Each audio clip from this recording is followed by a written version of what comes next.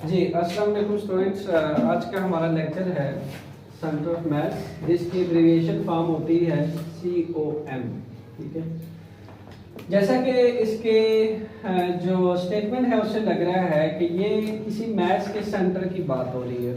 ठीक हो गया, क्योंकि जो एक बॉडी होती है जिसको हम आमतौर पर रिजिड बॉडी कहते हैं, रिजिड बॉडी कंसिस्ट होती है छोटे छोटे पार्टिकल्स पे। ठीक है, स्मॉल पार्टिकल्स पे। लाइक कोई भी बॉडी आप ले लें, कोई किसी तरह की भी बॉडी ले लें, वो छोटे छोटे पार्टिकल पे कंसिस्ट होती है और हर पार्टिकल का अपना एक मास होगा, ऐसा ही है। लेकिन यहाँ पे तो एक स्पेसिफिक मास जो है जिसके सेंटर की बात हो रही है, जो कि हमारा है centre of mass.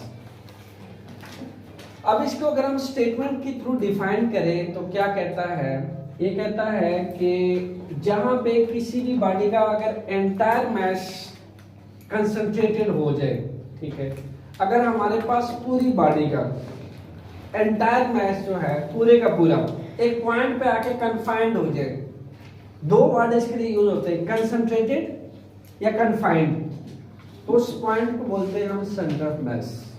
For example एक बॉडी है जो दिखने में बेशक मेटल की बनी है, बहुत हैवी बॉडी है, लगभग आप कह लें कि इसका मास 500 kg। अब डेफिनेटली ये बॉडी जो है that is consist of many particles, और मेनी पार्टिकल से मिलके क्या बनी है, पूरा एक बॉडी बना है। ठीक हो गया। अब ऐसा है कि जब हम इस बॉडी के सेंटर पे जाते हैं तो क्या होता है कि इसके सेंटर पे यहाँ पे बड़ी हैरानकुन सी बात है कि पूरा 500 kg इसके सेंटर में आके कंसंट्रेटेड हो जाता है, कन्फाइंड हो जाता है पूरा 500 kg। यानी मुझे इसके इस सेंटर पे, जिसको मैं COM बोलने लगा हूं अब से, जब इस सेंटर ऑफ मास है जहां पे entire mass of this body is concentrated. Entire मतलब पूरे का पूरा 500 kg मास इस पॉइंट पे आके अगर कंसंट्रेट कर जाए, या फिर आप यूं कह लो कि कन्फाइंड हो जाए। कन्फाइंड का मतलब है इतनी बड़ी चीज एक पॉइंट पे समा जाए, इतनी बड़ी मैसिव चीज, उसका पूरे का पूरा मास अगर एक पॉइंट पे आके कंसंट्रेट कर जाए या फिर कन्फाइंड हो जाए, ठीक, तो फिर हम ये कहते हैं कि वो उसका सेंटर ऑफ मास कहलाता है, COM कहलाता है। ठीक, entire mass of that metal body that is heavier. ठीक है, अच्छा ये क्या है, ये कन्फाइंड हो चुका है। कन्फाइंड का मतलब क्या है, समा जाना, एक पॉइंट पे आके पूरी बॉडी के मास का समा जाना। कन्फाइंड का वर्ड यूज किया जाता है, कंसंट्रेटेड का वर्ड भी यूज किया जाता है। अब यहाँ पे जो आपकी ओल्ड बुक थी करवान वाली थी, उसमें सेंटर ऑफ ग्रेविटी और सेंटर ऑफ मास को अलग अलग जो है वो टाइटल दे के पढ़ाया जाता है, लेकिन यहाँ पे सेंटर ऑफ मास में ही हम आपको सेंटर ऑफ ग्रेविटी पढ़ाएंगे। हम ये कहते हैं कि अगर इस पॉइंट पे पूरे का पूरा मास कन्फाइंड हुआ है तो इस बॉडी का वेट क्या होगा, तो कोई मुझे बताएगा वेट क्या होता है। वेट क्या होता है, वेट तो आपके पास वो फोर्स होती है जिसके थ्रू इस बॉडी को अट्रैक्ट किया जाता है toward the centre of the earth. ठीक, वेट एक फोर्स है, मास एक क्वांटिटी है, न्यूमेरिक वैल्यू है, मैग्नीट्यूड है। ठीक, चलो माना कि 500 kg जो आपके पास इस पॉइंट पे आके कन्फाइंड हो गया है, तो ऐसे ये जो बॉडी है छोटे छोटे पार्टिकल्स से मिलके बनी है। पार्टिकल्स तो इस बॉडी के हर जगह पे है, लेकिन मैं सिर्फ इस स्पेसिफिक पॉइंट को सेंटर ऑफ मास बोल रहा हूँ। इसी तरह ये जो पॉइंट है छोटे छोटे, ठीक, ये यहाँ पे कुछ मास, यहाँ पे कुछ मास, यहाँ पे कुछ मास, यहाँ पे कुछ मास, यहाँ पे कुछ डिफरेंट मैसेज जो है छोटा छोटा यूनिफॉर्मली डिस्ट्रीब्यूट हुआ है। लेकिन एक खास पॉइंट है जो इस मेटल बॉडी के सेंटर पे मौजूद है, वहां पूरा आपको 500 kg मिलने वाला है। उस पूरे 500 kg मास में दैट स्पेसिफिक पॉइंट को हम बोलते हैं सेंटर ऑफ मास। ठीक हो गया। अब मैं ये कहता हूं कि ठीक है, यहाँ पे भी कुछ मास है तो इसका भी कुछ वेट होगा, इसका भी कुछ वेट होगा, इसका भी कुछ वेट होगा, हर पॉइंट्स का कुछ वेट होगा, यानी ग्रेविटी से वो पॉइंट अट्रैक्ट हो रहा होगा। ठीक हो गया। लेकिन क्या हम ये जो यूनिफॉर्मली डिस्ट्रीब्यूटेड पॉइंट्स है इसको हम सेंटर ऑफ ग्रेविटी बोल सकते हैं? नो, क्योंकि सेंटर ऑफ ग्रेविटी के लिए भी सेम क्राइटेरिया है जो सेंटर ऑफ मास के लिए है। वो एक पॉइंट पे पूरे मास का कन्फाइंड हो जाना, इतना बड़ा मास उसका एक पॉइंट पे, सिंगल पॉइंट पे कन्फाइंड हो जाना। अगर सेंटर ऑफ मास है तो सेंटर ऑफ ग्रेविटी क्या होगा? पूरे बॉडी के वेट का एक पॉइंट पे कन्फाइंड हो जाना, वो कहलाता है सेंटर ऑफ ग्रेविटी। इसका मतलब ये है जो एक्चुअल में सेंटर ऑफ मास होता है वही तो सेंटर ऑफ ग्रेविटी होता है। ठीक, यानी बिल्कुल एग्जैक्ट इस पॉइंट की भी COG यही कहलाएगी। COG stand for centre of gravity, centre of gravity. तो अगर हम दोनों को डिफाइन करते हैं, ठीक है, दोनों को डिफाइन करते हैं। सेंटर ऑफ मास को आपने बोला where the entire mass, whole mass of the body is concentrated, तो वो होता है सेंटर ऑफ मास। वेट में क्या बोलोगे? सेंटर ऑफ ग्रेविटी में क्या बोलोगे? Where the entire mass of weight is concentrated is known as centre of gravity. तो जो सेंटर ऑफ मास है अगर 500 kg इस पॉइंट पे कन्फाइंड है तो 500 kg इसी पॉइंट पे नीचे अट्रैक्ट हो रहा है अर्थ के सेंटर की तरफ पे, जो कि इसकी सेंटर ऑफ ग्रेविटी कहलाता है। मतलब इन दोनों में कोई डिफरेंस नहीं है? हाँ जी, लेकिन ये आपका जो एंटायर मास जहाँ कन्फाइंड हो जाता है ये उस पॉइंट से डाउनवर्ड अट्रैक्ट होता है। ठीक हो, यहाँ तक समझ आ गई? हम स्टेप बाय स्टेप आगे बढ़ेंगे। ठीक है, सेंटर ऑफ मास और सेंटर ऑफ ग्रेविटी दोनों को साथ लेके चलेंगे। अब इस हैमर वाले एग्जांपल से मैं आपको बताने लगा हूं, बाद में साथ साथ लिखते रहे, लेकिन पहले कंसेप्ट समझ लें। सेंटर ऑफ मास फिजिक्स में कितना इंपॉर्टेंट है वो बताने लगा हूं। अब देखो जो हैमर है ये बज़ाहिर बहुत सारे पार्टिकल्स पर मुश्तमिल है। अगर मुझे इस हैमर की कोई किसी किस्म की मोशन पकड़नी है या वेलोसिटी एक्सेलरेशन की बात करनी है, जो कि आप पढ़ के आए हो, तो मुझे हर पॉइंट की एक्सेलरेशन और वेलोसिटी पता करना मेरे लिए बहुत मुश्किल है। मैं कहूं इस पॉइंट का एक्सेलरेशन क्या है, इसकी वेलोसिटी क्या है, इसका क्या है, इसका क्या है, इसका क्या है, वेरी कॉम्प्लिकेटेड स्ट्रक्चर बन जाएगा मेरे पास। समझ आ गई? इसीलिए फिजिक्स में हम क्या करते हैं, एक बॉडी का सेंटर ऑफ मास पकड़ लेते हैं जहां उस बॉडी का पूरा एंटायर मास कंसंट्रेट हो जाता है, पूरा एंटायर मास, और हम उस एंटायर मास पे ही फोर्स की बात करते हैं, उस एंटायर मास की या सेंटर ऑफ मास के रिलेटेड वेलोसिटी की बात करते हैं, उस सेंटर ऑफ मास से रिलेटेड हम बात करते हैं एक्सेलरेशन की। हम थ्रू आउट द स्ट्रक्चर पे जो पार्टिकल डिस्ट्रीब्यूट हुए हैं उसका अलग-अलग इंडिविजुअल डिस्कशन फिजिक्स में बहुत मुश्किल हो जाएगा, कॉम्प्लिकेटेड हो जाएगा। आप सोचें ये मिलियंस ऑफ पार्टिकल से मिलकर अगर ये हैमर्स बना है तो मैं मिलियंस ऑफ पार्टिकल्स को कैसे कैच करूंगा, कैसे उसकी वेलोसिटी बताऊंगा।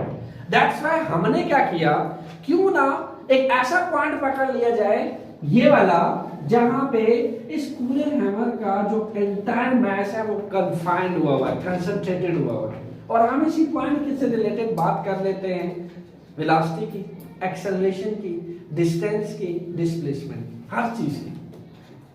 समझ आ गई? सबसे पहले इंपॉर्टेंस ये है, तो आपकी टेक्स्ट बुक में लिखा हुआ है कि अगर हम पार्टिकल्स की डिस्ट्रीब्यूशंस के लिहाज से बात करें जो ये हैं, तो that will be very complicated for us to deal with them. That's why we will only discuss about center of mass rather than the particles discussion. ठीक?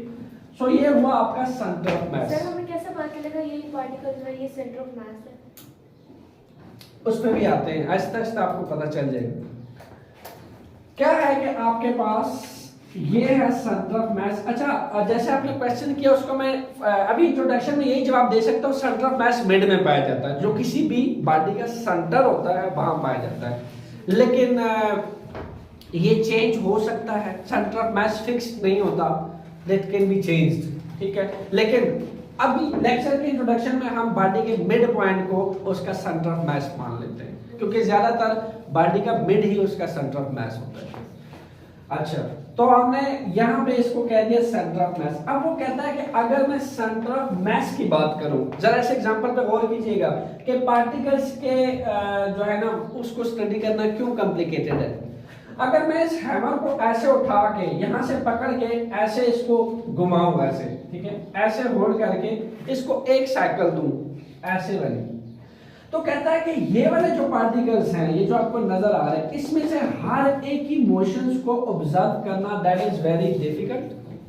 कोई किस फॉर्म में जा रहा है, कोई पार्टिकल ऐसे जा रहा है, कोई ऐसे, कोई ऐसे, कोई ऐसे, कोई ऐसे, डिफरेंट ज्योमेट्री है हर पार्टिकल्स की मूवमेंट करने की।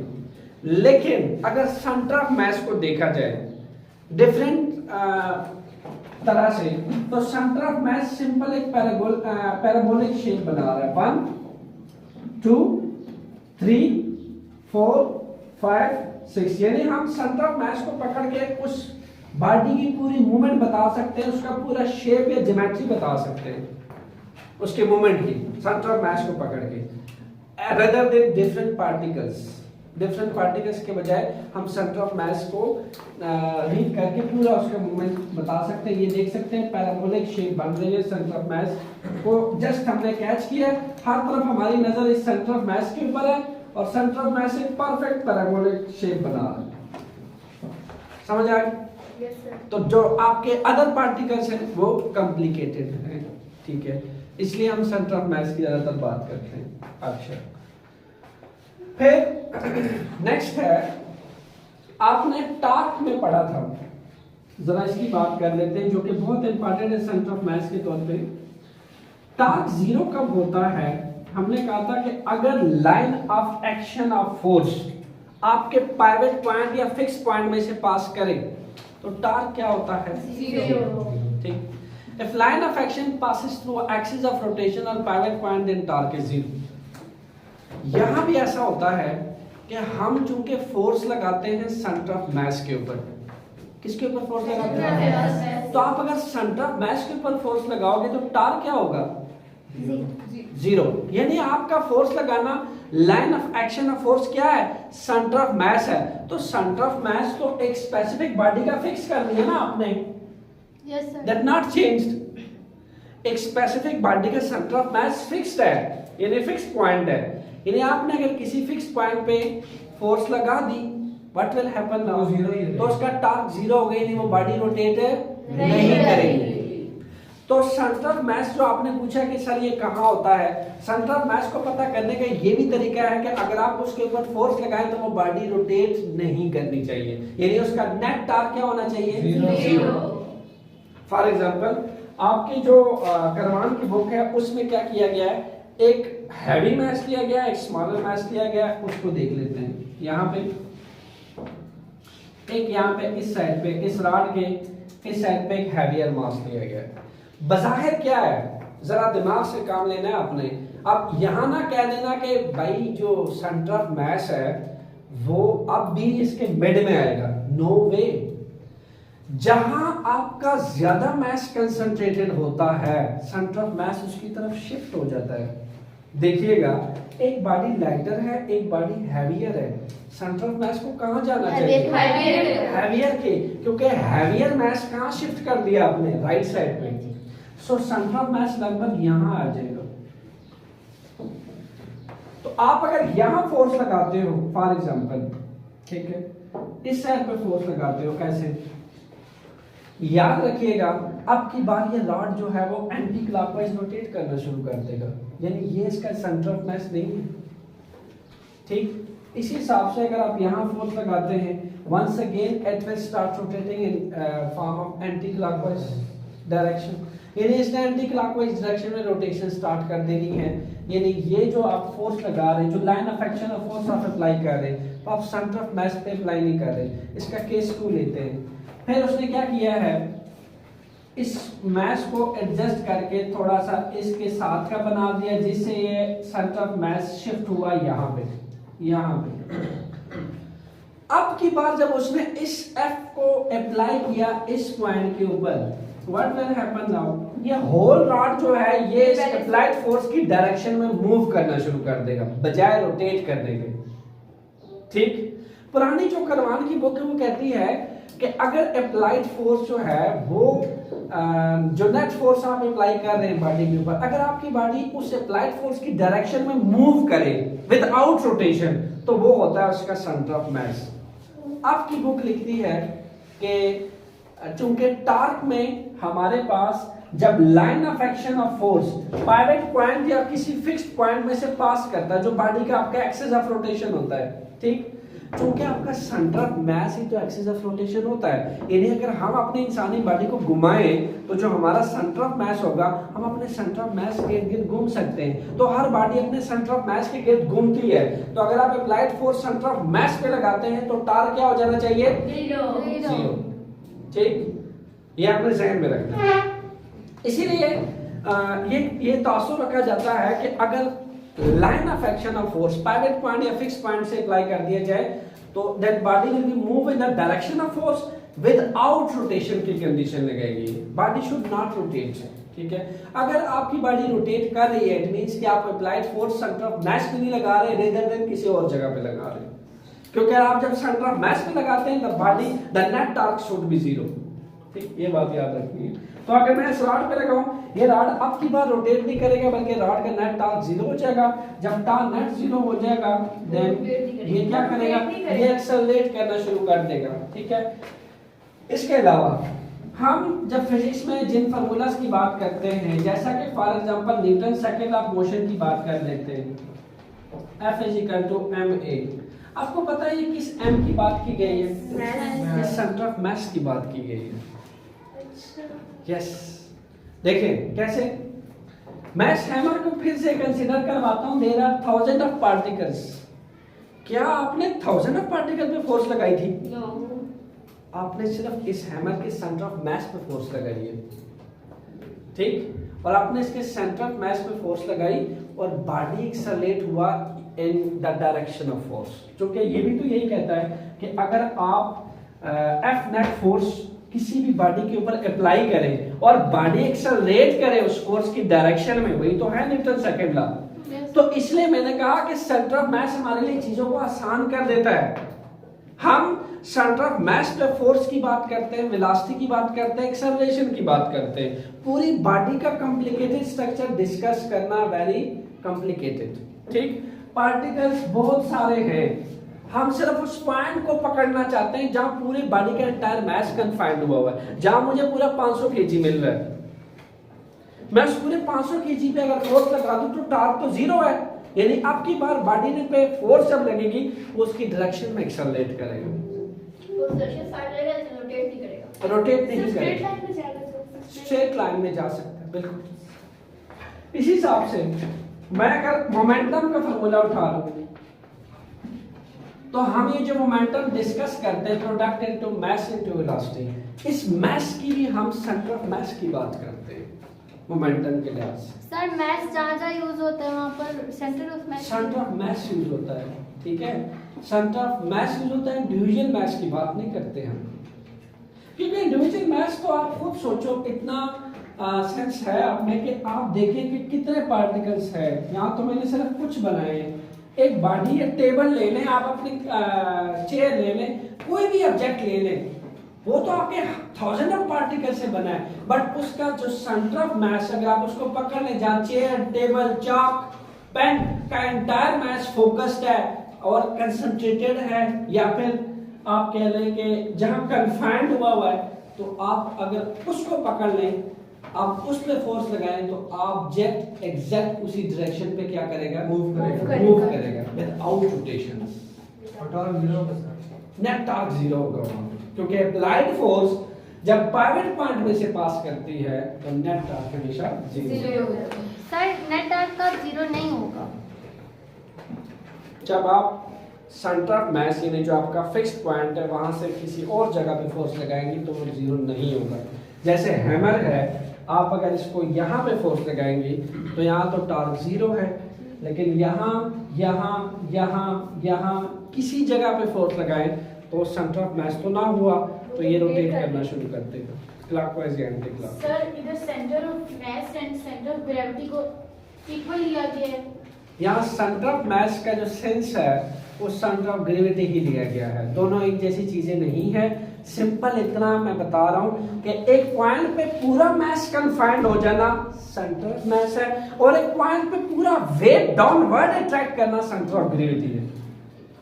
आप अगर centre of mass centre of gravity को एक जैसा कहोगे तो ये कहना बिल्कुल गलत है, क्योंकि आप मास एंड वेट का डिफरेंस पढ़ के आए हो। Mass is a quantity but weight is a gravity. Gravitational attraction है आपके पास, it's a force that attract the object toward its centre. Mass quantity जी sir, centre of mass centre of gravity की codification भी मैं जरूर लिखवाता हूँ। अभी हम इसकी सिमेट्रिक ऑब्जेक्ट और नॉन सिमेट्रिक ऑब्जेक्ट पढ़ लेंगे, लेकिन एक जो इंफॉर्मेटिव बिफोर दिस के मैं डायग्राम रफ कर दूं। देखिए ये आप क्यों बनवाई है मैंने, ये जो आपका सपोज किया कि आप अपने बिल्कुल हाथ को ऐसे स्ट्रेच करते हैं, ओपन करते हैं, तो सेंटर ऑफ मास चांस है कि यहाँ सेंटर में लाई करें, ठीक है, यहाँ पे मिड पॉइंट मिड में लाई करें, ठीक हो गया। तो याद रखिएगा जैसे मैंने आपसे कहा कि सेंटर ऑफ मास फिक्स नहीं होता, दैट इज शिफ्टेड, ठीक। जहां मास हैवियर होता है ज्यादातर ये हैवी कंसंट्रेटेड मास की तरफ शिफ्ट हो जाता है। जैसे मैंने आपसे कहा ये हैवी, ये लाइटर है, तो सेंटर ऑफ मास चांस ये है कि ज्यादातर राइट की तरफ शिफ्ट हो जाए बजाय लेफ्ट की बजाय। अगर मैं इसको शिफ्ट करके यहां ले आऊं, ये लाइटर बॉडी वहां ले जाऊं, तो ये शिफ्ट होकर यहां आ जाएगा। मेरी बात समझ आ रही है? ये लिए शिफ्ट होता है। सिमिलरली उसने आपकी बुक में एग्जांपल दी है यहाँ से कि आप अपने हाथ को खोलें ऐसे, तो कहता है कि इसको खोलने से सेंटर ऑफ मास मिड में है, यानी इस बॉडी के अंदर लाई कर रहा है सेंटर ऑफ मास बिल्कुल इसके मिड में। लेकिन इसको अगर आप बैंड करें ऐसे, तो आपकी बात सेंटर ऑफ मास इसके बाहर लाई करेगा कहीं इस जगह पे, that will be not lie inside that body, ठीक। यानी सेंटर ऑफ मास आपकी बार बॉडी से बाहर शिफ्ट हो गया है। तो जरूरी नहीं है कि सेंटर ऑफ मास हमेशा आपको बॉडी के अंदर यहां भी मिलेगा, यहां भी मिलेगा। इसकी बात आपको सेंटर ऑफ मास यहां मिलने वाला है, इसकी बात सेंटर ऑफ मास इसके अंदर था। It will be shift. तो सेंटर ऑफ ग्रेविटी भी यस, जहां सेंटर ऑफ मास शिफ्ट होगा वहां पे सेंटर ऑफ ग्रेविटी भी शिफ्ट होगा। देखो जैसे सेंटर ऑफ मास हम इंडिविजुअल मास की बात नहीं ना करते हर पार्टिकल्स के, ऐसे ग्रेविटी की लिहाज से भी हम हर पॉइंट की ग्रेविटी की बात नहीं कर सकते, बल्कि हम एक पॉइंट पे जहां पूरा मास कन्फाइंड है उस पॉइंट पे ग्रेविटी की बात करेंगे, यानी वही तो कहलाएगी उसकी सेंटर ऑफ ग्रेविटी। समझ आ रही है बात? अच्छा, अब कुछ बात कर लेते हैं symmetrical object and non symmetrical objects की। ये समझ आ गई और ये समझ आ गई। यहाँ हमने पढ़ा कॉम्प्लिकेटेड है, इसलिए सेंटर ऑफ मास को पकड़ लो और पूरी सिस्टमैटिकली चीज को डिस्कस करते हैं।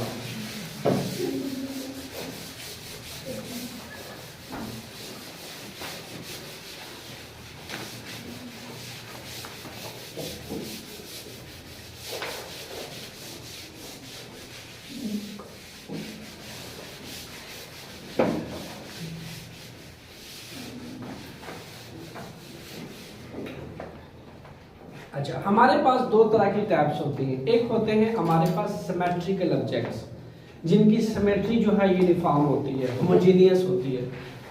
Symmetrical objects and non symmetrical objects. Centre of मास को क्या कहा? Entire mass of a body is concentrated. जहां बॉडी का एंटायर मास कंसंट्रेटेड हो वही तो होता है सेंटर ऑफ मास, ठीक। हमने कहा कि दो तरह के ऑब्जेक्ट्स होते हैं, वन इज सिमेट्रिकल ऑब्जेक्ट्स,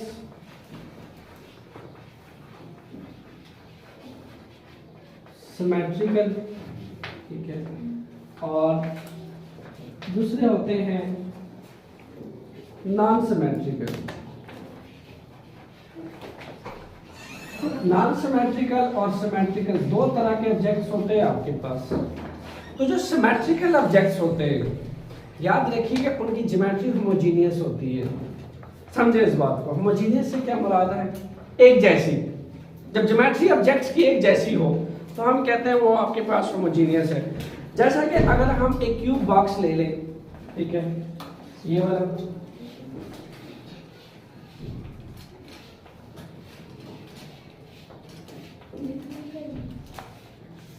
अब देखिए कि इसकी ज्योमेट्री सिमेट्रिकल है।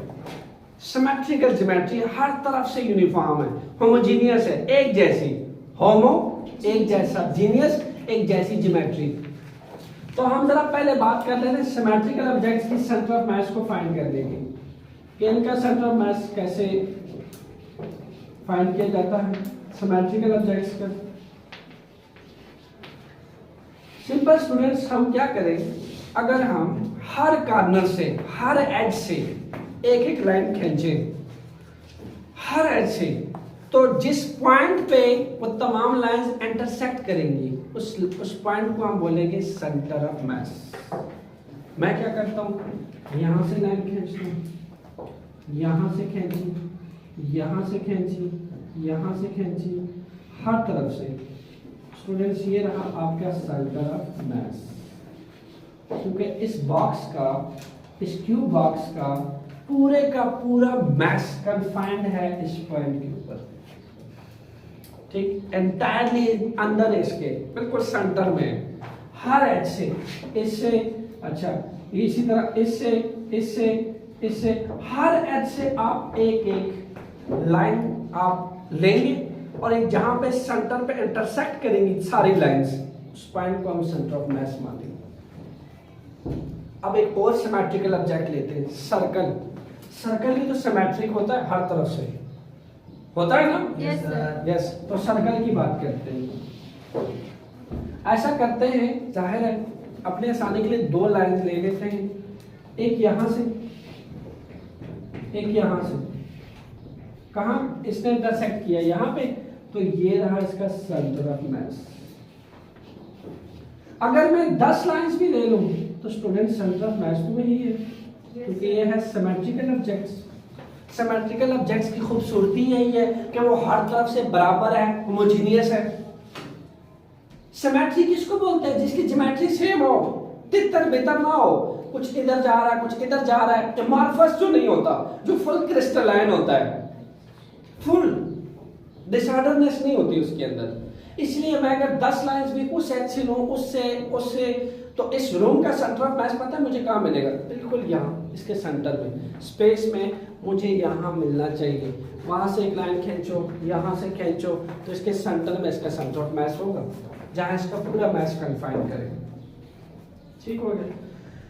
फिर इसके लिहाज से एक सिलेंडर ले लेते हैं।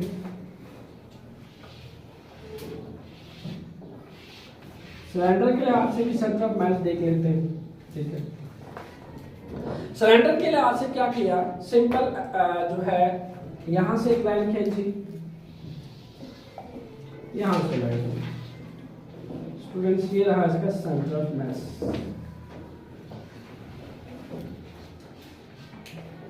सिमेट्रिकल ऑब्जेक्ट्स का जो सेंटर ऑफ मास है देखा जा रहा है, मैक्सिमम क्या हो रहा है, ये जो सेंटर ऑफ मास है ज्योमेट्रिकल या सिमेट्रिकल बॉडी का उसके सेंटर ऑफ मास, यानी उसके सेंटर में लाई कर रहा है, बिल्कुल उसके मिड में लाई कर रहा है। ठीक है, क्योंकि उसका ज्योमेट्रिकल स्ट्रक्चर सिमेट्रिक है, हर तरफ से बराबर है। अब हम नॉन सिमेट्रिक ऑब्जेक्ट्स का देखते हैं कि वो कैसे होगा। ये रहा स्टूडेंट्स नॉन सिमेट्रिक ऑब्जेक्ट्स। कहीं से आपके बराबर नजर आ रहा है, कहीं से ज्यादा, कम, कम, ज्यादा, फिर कम, तो ये होते हैं नॉन सिमेट्रिक ऑब्जेक्ट्स। सर, जो वी वाज नहीं है वो नॉन सिमेट्रिक होते हैं। जी हाँ, जो डिसऑर्डर होते हैं, जो जहां से सिमेट्री जिनकी सेम नहीं होती, देख सकते हो आप कहीं से लिए, सर्कल आपके पास, सिलेंडर आपके पास, कोन शेप जो होती है, ठीक है, ये सारे सिमेट्रिक होते हैं क्योंकि उनकी सिमेट्री सेम होती है, उनकी ज्योमेट्री सेम होती है। इसलिए हमारे पास इनका सेंटर ऑफ मास जो है वो ज्यादातर सेंटर में लाई करता है। Non symmetric objects, students non symmetric objects के लिए सिंपल हम क्या तरीका यूज करते हैं, एक बड़ा सा स्टैंड लेते हैं और नॉन सिमेट्रिक ऑब्जेक्ट्स को सस्पेंड करते हैं, लटका देते हैं उसको। पहला पॉइंट, नॉन सिमेट्रिक ऑब्जेक्ट्स की सेंटर ऑफ मास पता करने के लिए हम उस ऑब्जेक्ट को सस्पेंड करते हैं एक स्टैंड की हेल्प से। ठीक, देन क्या करते हैं, 3 डिफरेंट पॉइंट्स पे, गौर से सुनिएगा, 3 डिफरेंट पॉइंट्स पे हम उससे सस्पेंड करते हैं और 3 डिफरेंट पॉइंट्स की हम लाइंस जो है, डिफरेंट लाइंस जो है, डिफरेंट पॉइंट से लाइन एक्सटेंड करके आगे लेके आते हैं। तो उन 3 डिफरेंट पॉइंट से जब हम लाइंस को फॉरवर्ड करके आगे लेके आते हैं तो जिस पॉइंट पे मिलती हैं, इंटरसेक्ट करती हैं, वो होता है नॉन सिमेट्रिक ऑब्जेक्ट्स का सेंटर ऑफ मास। फिर से रिपीट करता हूँ, एक नॉन सिमेट्रिक ऑब्जेक्ट तुम्हारे हाथ लगी, तुमने एक स्टैंड बनाया, 3 डिफरेंट पॉइंट्स लिए, जैसा कि ये ए बी सी। पहले बॉडी को ए पे लटकाया, ठीक, फिर इसी बॉडी को ऐसे बी पे लटका दिया, फिर सेम नॉन सिमेट्रिक बॉडी को सी पे लटका दिया। मेरी बात समझ आ रही? 3 डिफरेंट पॉइंट्स पे इसको सस्पेंड करना है, पहले ए पे, फिर बी पे, फिर सी पे। सर सी पे कैसे? जी? सी पे कैसे चल सकती? आपने सिंपल जो है नेल लगाया हुआ, यहाँ से आप इस बॉडी को यहाँ लाते हो, आपने यहाँ होल्ड किया हुआ, इसको पंच किया और बस सस्पेंड कर दिया। हमने 3 डिफरेंट पंचिंग करनी है 3 डिफरेंट पॉइंट्स पे इस बॉडी की, और फिर हमने देखना ये है कि 3 डिफरेंट पंचिंग से हमें पॉइंट ऑफ इंटरसेक्शन कहाँ मिलता है। जैसा कि अगर मैं, ये तो आपके सामने दिखा है, जब बॉडी यहाँ लटकाई तो ये है, जब बॉडी यहाँ लटकाई तो ये है। अब ये देख सकते हो यहाँ हो रहा है इंटरसेक्शन। मेरी बात समझ आ रही? यानी मैंने अगर ये लटकाई थी तो पहले ये था आपके पास, ये लाइन ऐसे आ रही थी, फिर मैंने ऐसे लटकाई तो ये ऐसे आ गई, फिर जब मैंने यहाँ इसको सस्पेंड किया तो ऐसे आ गई। तो ये नजर आ रहा है पॉइंट? तो ये है आपका centre of mass. This is known as centre of mass. Non symmetric objects का ये मेथड होता है। आप किसी भी अच्छा, इसको हम कहते हैं plumb line. This is known as plumb line, क्योंकि आपने इसको लटकाया होता है, सस्पेंड किया होता है, और जिस पॉइंट पे ये प्लम्ब लाइन इंटरसेक्ट्स करती है हम उसको मानते हैं सेंटर ऑफ मास। सर दोनों का सेंटर ऑफ मास तो होता है, पर डिफरेंट होता है। एक जो सिमेट्रिकल सिमेट्रिक ऑब्जेक्ट्स का ना, आपको जो सेंटर ऑफ मास होता है वो अमूमन एंटायरली उसके सेंटर पे मिल जाता है। नॉन सिमेट्रिक ऑब्जेक्ट्स का एक मेथड है प्रॉपर कि आप नॉन सिमेट्रिक ऑब्जेक्ट्स को सस्पेंड करते हैं, सस्पेंड करने के बाद आप उसके प्लम्ब लाइंस को ड्रा करते हैं 3 डिफरेंट पॉइंट्स के ऊपर। 3 डिफरेंट पॉइंट्स के ऊपर आप उस बॉडी को सस्पेंड करते हो, और जिस पॉइंट पे आपके इंटरसेक्ट होती हैं उसको मानते हैं हम सेंटर ऑफ मास। सर ये non symmetrical object irregular subject होते हैं। इरेगुलर ऑब्जेक्ट्स होती हैं, और जो सिमेट्रिक ऑब्जेक्ट्स होती हैं वो रेगुलर ऑब्जेक्ट्स होती हैं। Same geometry. सेम ज्योमेट्री होती है जी। एग्जैक्टली एमॉर्फस को हम कह सकते हैं ये वाला, और जो इससे पहले सर्कल, क्यूब, कोन, ये सारे के सारे थे आपके पास सिमेट्रिकल्स। क्रिस्टलाइन ऑब्जेक्ट्स जो है वो सिमेट्रिकल ऑब्जेक्ट्स होते हैं। Any question? No sir. यहाँ तक जी जी। प्लम्ब लाइन जहाँ से ये, जैसे फॉर एग्जांपल ये बॉडी है, ये आपके पास इरेगुलर बॉडी है, मैंने एक दफा इसको यहाँ सस्पेंड किया, दूसरी दफा यहाँ सस्पेंड किया, तीसरी दफा यहाँ सस्पेंड किया, स्टैंड मैंने बीच में से निकाल दिया। सिंपल क्या हो रहा है? First plumb line, second, third, ये रहा आपका सेंटर ऑफ मास। और इसको प्लम्ब लाइन भी बोलते हैं। इसको प्लम्ब लाइन बोलते हैं। तो आप स्टैंड पे करना है, उसके बाद आप बिल्कुल स्टैंड को तो मैंने डिसअपीयर कर दिया ना, आप इसको स्टैंड पे सस्पेंड करते हो और 3 डिफरेंट पॉइंट्स पे सस्पेंड करते हो।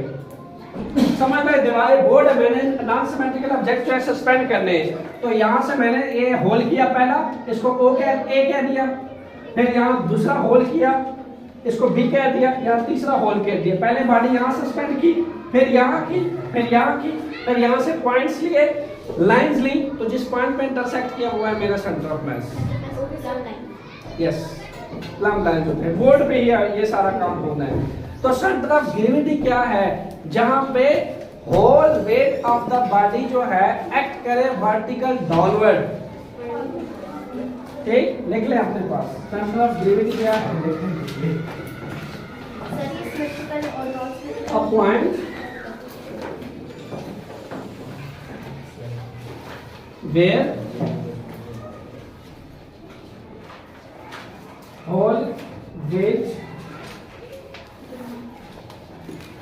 of body act vertically downward. Act vertically downward is known as center of gravity. तो ऐसा पॉइंट जहां पे बॉडी का होल वेट एक्ट करे वर्टिकली डाउनवर्ड, वो होती है सेंटर ऑफ ग्रेविटी। तो ऐसा पॉइंट कौन सा होगा? सेंटर ऑफ मास। तो क्या सेंटर ऑफ मास पे अगर आपने पूरे मास को कन्फाइंड कर दिया है, उसी पे तो सेंटर ऑफ ग्रेविटी आनी है। समझ आ रही? Yes, sir. अच्छा, अब बोर्ड में आपके 2 सवाल आ चुके हैं, मैं उसकी डिस्कशन पे अपना लेक्चर खत्म करता हूँ। कहते हैं कि why the racing cars are made heavy at the bottom. Why the racing cars are made heavy at the bottom. अगर आप रेसिंग कार्स को बॉटम से नीचे आप बहुत ज्यादा हैवी बनाएंगे, तो बताइए उसका सेंटर ऑफ ग्रेविटी कहाँ शिफ्ट होनी चाहिए? डाउनवर्ड, अर्थ की तरफ। तो हम रेसिंग कार्स की centre of gravity downward he shift करना चाहते हैं, ताकि अगर रेसिंग कार शिफ्ट करे, चूंकि उसकी स्पीड ज्यादा होती है, तो उसके उलटने के चांसेस ज्यादा होते हैं, स्किडिंग स्लिपिंग के चांसेस ज्यादा होते हैं। हम स्किडिंग स्लिपिंग के चांसेस से प्रिवेंट करने के लिए उसकी सेंटर ऑफ मास से सेंटर ऑफ ग्रेविटी शिफ्ट कर देते हैं नीचे को, उसकी बॉडी हैवी बना देते हैं।